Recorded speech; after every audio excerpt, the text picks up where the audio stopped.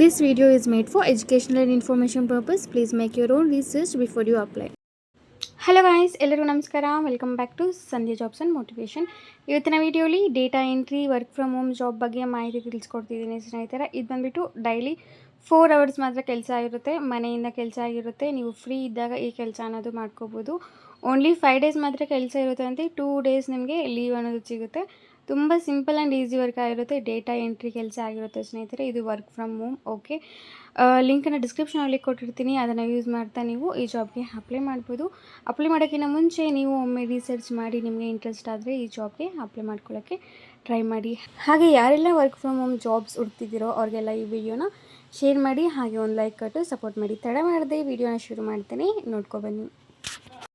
Okay guys, ಡಿಸ್ಕ್ರಿಪ್ಷನಲ್ಲಿ link ಕೊಟ್ಟಿರ್ತೀನಿ, ಅದನ್ನು ಕ್ಲಿಕ್ ಮಾಡಿದ್ರೆ ನಿಮಗೆ ಈ ಪೇಜ್ ಅನ್ನೋದು ಓಪನ್ ಆಗುತ್ತೆ ಸ್ನೇಹಿತರೆ. ಇದು ಜೂನಿಯರ್ ಬ್ಯಾಕ್ ಆಫೀಸ್ ಎಕ್ಸಿಕ್ಯೂಟಿವ್ ಅನ್ನೋ ರೋಲ್ಗೆ ನಿಮ್ಮನ್ನು ಇವರು ಹ್ಯಾಡ್ ಮಾಡ್ತಿದ್ದಾರೆ.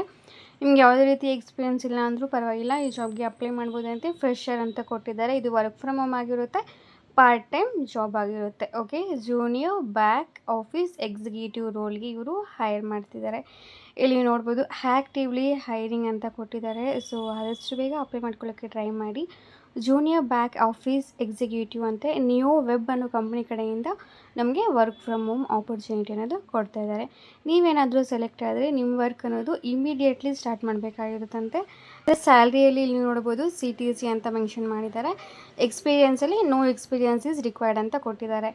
ಓಕೆ, ಲಾಸ್ಟ್ ಡೇಟ್ ಬಂದುಬಿಟ್ಟು 19th ಜೂನ್ ಅಂತೆ ಸ್ನೇಹಿತರೆ.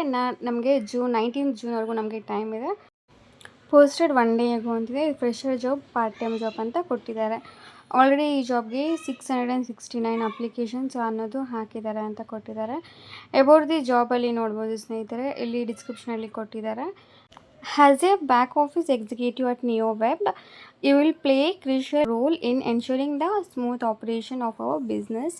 Your primary responsibility will be handle all back office tasks efficiently and effectively, utilizing your expertise in MS Office to streamline process and increase productivity ಅಂತ ಕೊಟ್ಟಿದ್ದಾರೆ ಸ್ನೇಹಿತರೆ.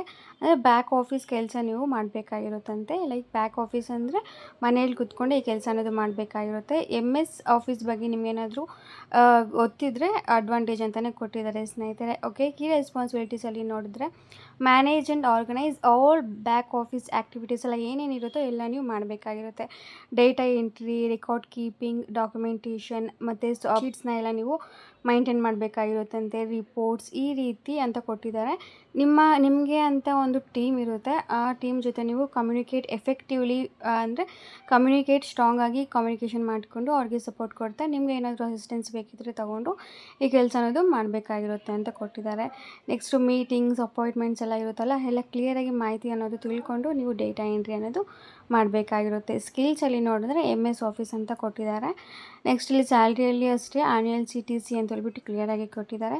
ವರ್ಕ್ಸಲ್ಲಿ ನೋಡಿದ್ರೆ 5 days A weak ಅಂತ ಕೊಟ್ಟಿದ್ದಾರೆ ಸ್ನೇಹಿತರೆ. ಓಕೆ, ನಂಬರ್ ಆಫ್ ಓಪನಿಂಗ್ಸ್ ಬಂದ್ಬಿಟ್ಟು 5 ಇದೆ ಅಂತ.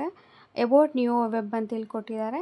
Neo web is A Mumbai based startup. We provide software and IT services ಅಂತ ಕೊಟ್ಟಿದ್ದಾರೆ. ಈ ಆಫೀಸ್ ಲೊಕೇಟ್ ಆಗಿರೋದು ಮುಂಬೈಯಲ್ಲಂತೆ. ನೆಕ್ಸ್ಟು ಸಾಫ್ಟ್ವೇರ್ ಪ್ರಾಡಕ್ಟ್ಸ್ ಬಗ್ಗೆ ಈ ಕಂಪನಿ ಅನ್ನೋದು ಆಗಿರುತ್ತಂತೆ.